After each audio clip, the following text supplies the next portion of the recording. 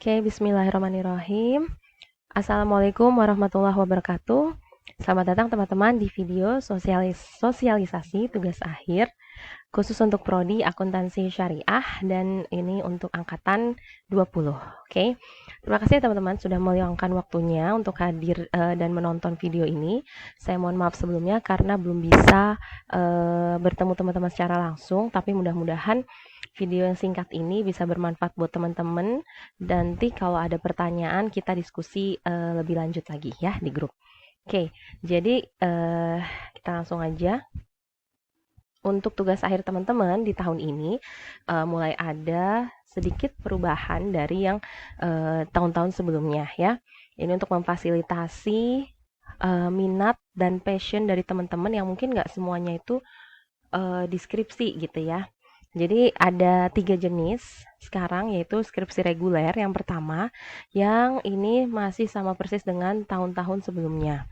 Yang kedua adalah skripsi jalur publikasi atau teman-teman yang memang sudah punya passion di bidang penelitian dan ingin lebih jauh lagi gitu ya, sudah sampai tahap publish, bisa pilih yang kedua. Dan yang ketiga, ini yang benar-benar baru ya, skripsi jalur MBKM.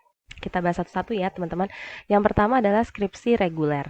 Nah, ini kita bahas dulu alur tugas akhir. Alur tugas akhir ini sama untuk ketiga jenis tadi ya, kecuali yang kedua nanti saya jelaskan bedanya. Jadi yang pertama teman-teman harus upload konsep note di Smile ya.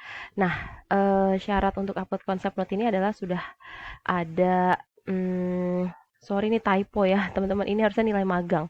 Sudah ada nilai magang dan sudah lulus Metolit.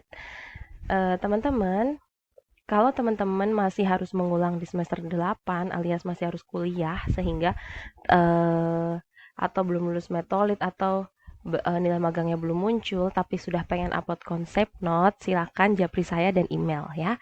Nanti dari konsep note ini kami akan assign siapa dosen pembimbingnya.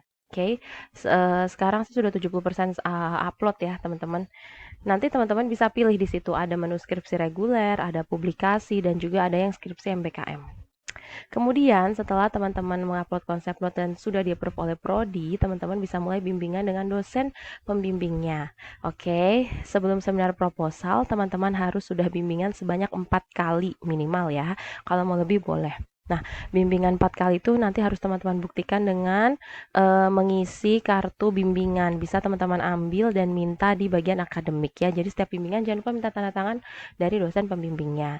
Untuk mengakselerasi kelulusan di tahun ini agar semuanya lulus tepat waktu, prodi berinisiatif untuk menjadwalkan semua teman-teman nanti insya Allah untuk seminar di bulan Februari ya, sebelum Ramadan. Mudah-mudahan nanti teman-teman semua bisa seminar bareng-bareng dan lulus bareng-bareng. Oke. Kemudian dari masa seminar ke sidang ya, teman-teman itu bisa mengisinya dengan melakukan penelitiannya atau MBKM-nya dan juga 2 ujian ini ya, ujian komprehensif dan ujian tahfiz.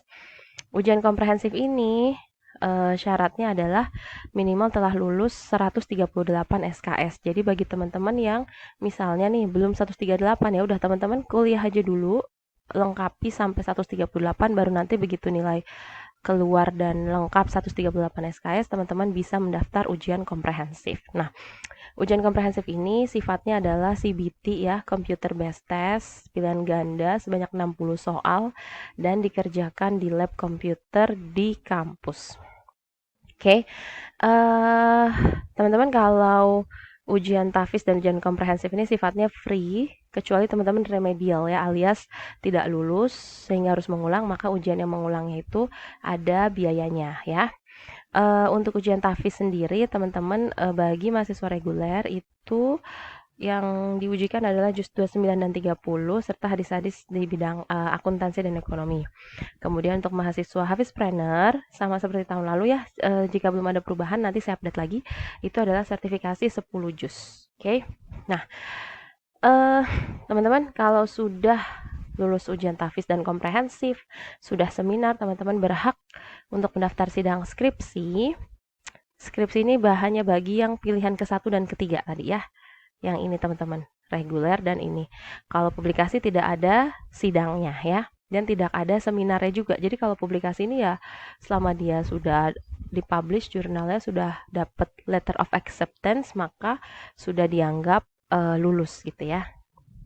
Tapi harus tetap ujian 2 ini. Nah, sidang skripsi ini untuk pilihan ke-1 dan ke-3, teman-teman jika teman-teman mendaftar sebelum tanggal 30 Juni tahun depan, maka teman-teman tidak perlu ikut boarding tugas akhir. Namun jika lewat tanggal ini, teman-teman harus ikut boarding tugas akhir. Nah, boarding tugas akhir itu apa sih? Jadi boarding tugas akhir itu teman-teman akan diasramakan lagi selama 1 bulan ya. Jadi kayak matrikulasi lagi gitu, tapi ini di akhir tahun ya, di akhir masa kuliah gitu istilahnya. Nah, fungsinya sebenarnya tujuan dari boarding ini adalah untuk mempercepat progres pengerjaan skripsi kalian seperti itu. Tapi saya selalu tekankan setiap tahun kepada mahasiswa tingkat akhir agar tidak perlu ikut boarding ini. Makanya teman-teman itu dalam waktu 6 bulan dari Januari sampai Juni itu sebenarnya sangat banyak sekali waktu kalian. So, jangan disia-siakan ya, harus gercep gitu. Oke. Kemudian nah, ini notes untuk yang mengerjakan skripsi reguler. Teman-teman untuk referensi atau rujukan itu minimal harus ada 5 jurnal terakreditasi baik nasional dan internasional. Kemudian jangan lupa harus mencantumkan minimal 2 jurnal dari dosen tetap Taskia. Dosen itu bisa dosen accounting maupun dari prodi lain. Yang penting teman-teman mensitasi gitu ya, merujuk atau merefer jurnal-jurnal dosen-dosen kita. Nah, kalau teman-teman bingung jurnal dosen kita apa aja, teman-teman langsung cek aja di Google Scholar masing-masing dosen ya. Ketik aja nama-nama dosennya, nanti akan saya beri listnya ya. Jadi saya mau tahu jurnalnya Bu Ella misalnya atau Bu Ani. Nanti teman-teman tinggal ketik di Google Scholar akan keluar semua judulnya dan lihat mana yang relate dengan penelitian kalian.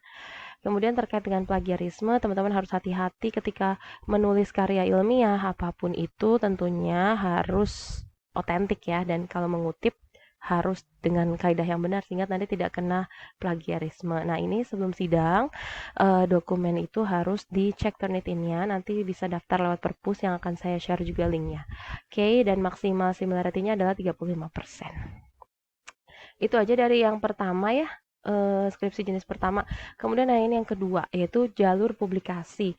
Untuk yang ini teman-teman, saya sudah share ini sebelumnya di keputusan rektor nomor 37. Nah, teman-teman sudah ada beberapa dari kalian yang mengajukan ini ya, dan untuk jalur kedua ini tidak perlu seminar dan tidak ada sidang, tapi tetap harus ujian tahfiz dan ujian komprehensif. Nah, kemudian kita punya di sini teman-teman bisa baca ya aturan-aturannya. Nanti kalau ada yang mau ditanyakan silakan. Saya rasa sudah cukup jelas ya. Misalnya teman-teman harus sebagai nama pertama dan harus mencantumkan dosen pembimbingnya sebagai nama kedua atau nama ketiga.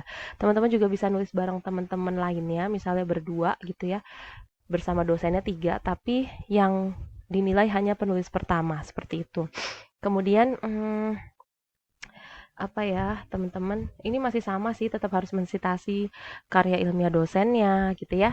Dan inilah matriks penilaiannya. Kalau teman-teman lihat untuk mendapatkan nilai A ya teman-teman itu, ini typo ya, ini harusnya 1.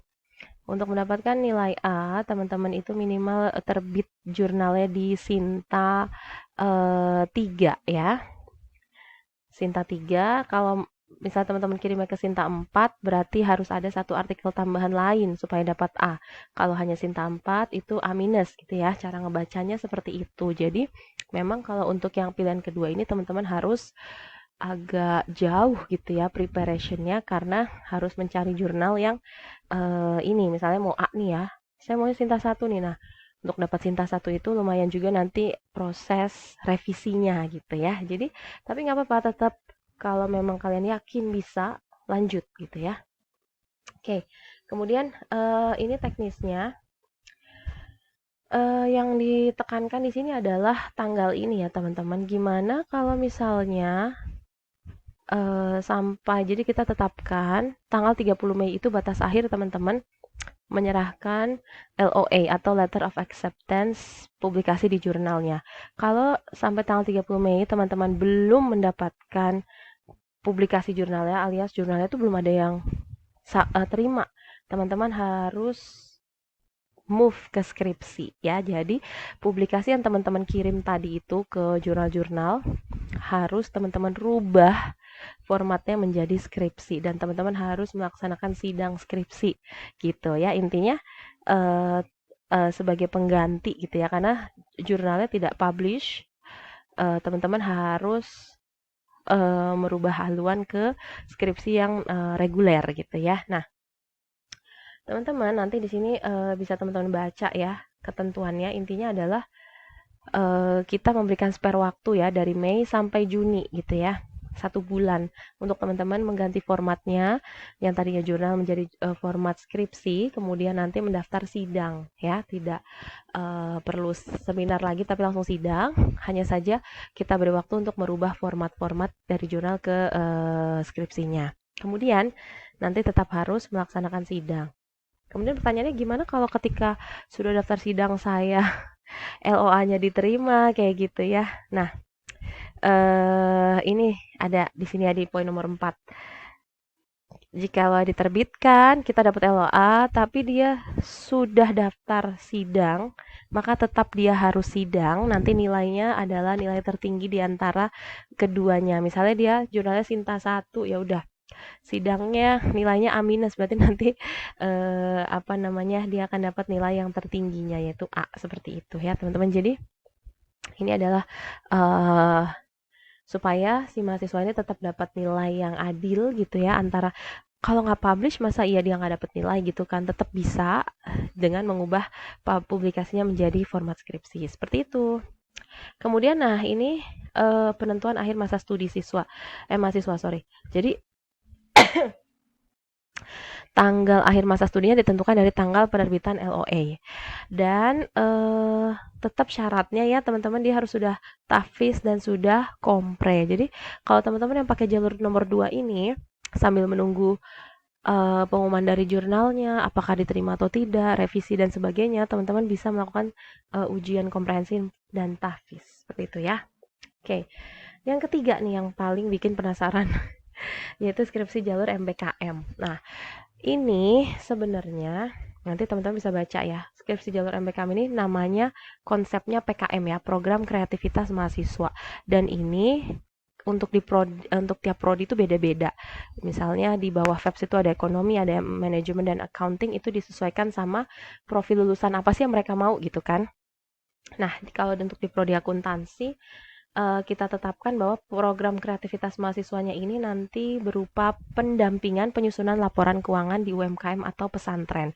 Jadi teman-teman nggak usah kaget kalau misalnya kok di MBS beda, di ES beda gitu ya.